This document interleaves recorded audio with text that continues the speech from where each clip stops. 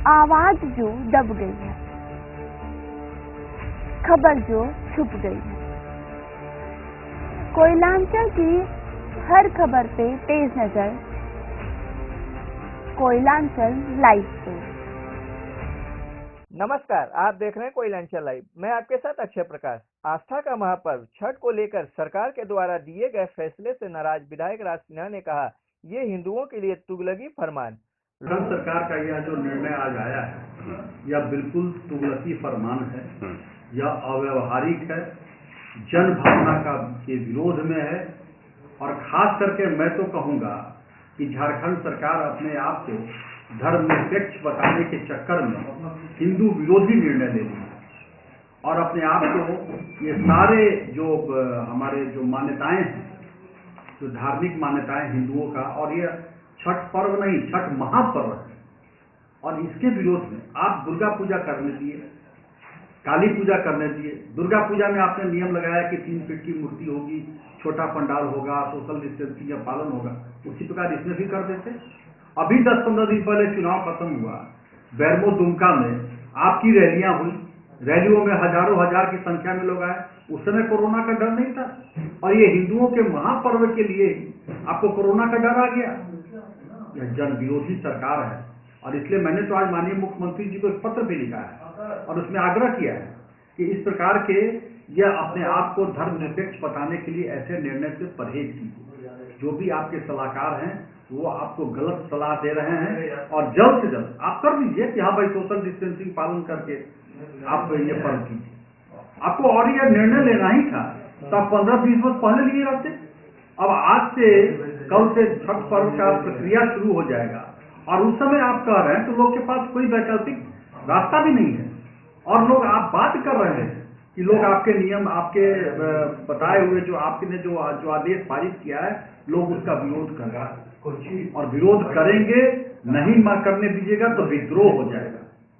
यह सरकार का निर्णय बिल्कुल अव्यवहारिक है, इसलिए मैं कह रहा हूं, और आपके माध्यम से भी आग्रह कर रहा हूं, चैनल के माध्यम से आग्रह कर रहा हूं माननीय मुख्यमंत्री जी से कि जल्द से जल्द इसकी समीक्षा करें और इस निर्णय को बदलें।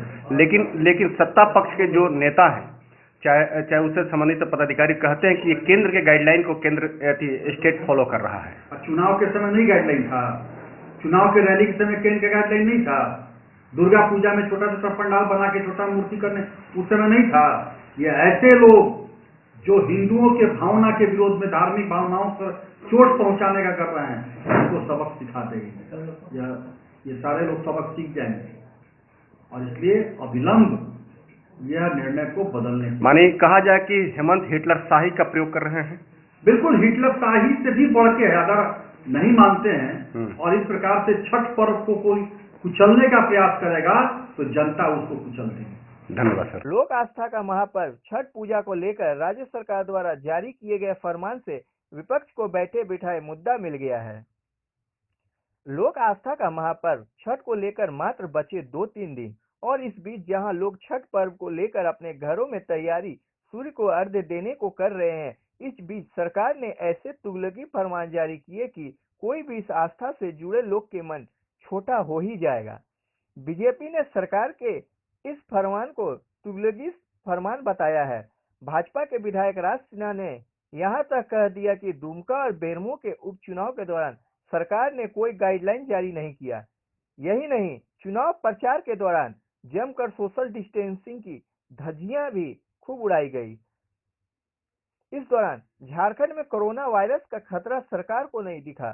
चुनाव का परिणाम आते ही कोरोना का खतरा सरकार को दिखने लगा, जिसके बाद झारखंड सरकार ने हिंदुओं के महापर्व छठ को तालाब, नदी, डैम, पोखरिया, जोड़िया जैसे जगहों पर जाने से रोक लगा दी। सरकार के इस फैसले से साफ पता चल रहा है कि ये सरकार हिंदुओं के आस्था के साथ खिलवाड़ कर रही है, जिसे झारखंड की जनता कभी बर्दाश्त नहीं करेगी। उन्होंने यह भी कहा कि यही सरकार दुर्गा पूजा और दीपावली को लेकर भी कुछ दिशा निर्देश जारी किया था, जो बहुत ही सराहनीय था।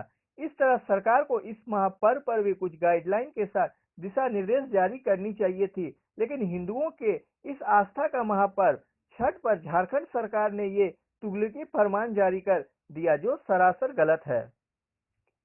वहीं सत्ता पक्ष विपक्ष पर हमला बोल कहा है कि ये एसओपी गाइडलाइन को लागू किया गया है, लेकिन सरकार को इस फैसले पर देख रही है। जहां तक विपक्ष का कोई काम नहीं बचा है तो उन्हें यह सब दिखाई देता है। सत्ता पक्ष के विधायक पूर्णिमा नीरज सिंह ने कहा कि वे खुद इस बात को ट्वीट कर इस पर पुनः विचार करने की मांग की है। सरकार की गाइडलाइन नहीं है और ये एक एसओपी आता है जो केंद्र सरकार से, उसको फॉलो किया जाता है। लेकिन उसी एसओपी में बदलाव करने के लिए हमने जो है, मैंने सबसे पहले मुख्यमंत्री से आग्रह किया अपने ट्वीट के द्वारा कि इस एसओपी में, जब पहले की जो एसओपीज आती थी उस समय जो हमारे कोरोना था वो चरम पे था, उसके बाद अब जो है हमारे रिकवरी रेट भी बेहतर हो चुका है और भी आयोजन किए जा चुके हैं। और जो छठ पर्व है हमारा, ये एक बहुत लोक आस्था से जुड़ा हुआ है, लोगों के हृदय में इसके लिए विशेष स्थान है। लोग छुट्टी लेकर आते हैं, बाहर से बहुत सारे लोग कभी नहीं साल भर में आते, लेकिन छठ के समय में वापस लौटकर अपने घर को आते हैं।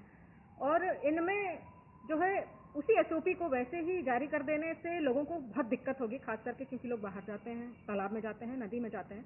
तो मैंने जो आग्रह किया वो आग्रह किया है कि इसमें जो भी एसओपी जारी किया गया उसमें बदलाव करके, व्रतियों को देखते हुए, परिवारों को जो छठ कर रहे हैं सबकी भावनाओं को देखते हुए इसमें बदलाव किया जाए और उसको बेहतर बनाया जाए, ताकि लोग जो एक मानसिक तनाव से ना होकर आसानी से जो है पर्व को खुशी खुशी मना सकें। यानी कहीं ना कहीं सरकार की ओर से कुछ गलतियां हुई है।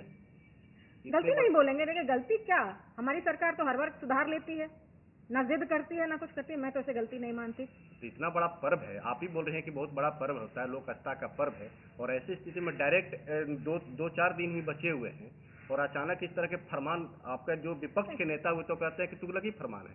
देखिए, विपक्ष को तो मुद्दा चाहिए हो तो कुछ ना कुछ बोलेंगे ही, कुछ भी बोलते रहते हैं। अगर उनके बोलने से होता तो चुनाव भी जीत जाते, ऐसी बात नहीं है।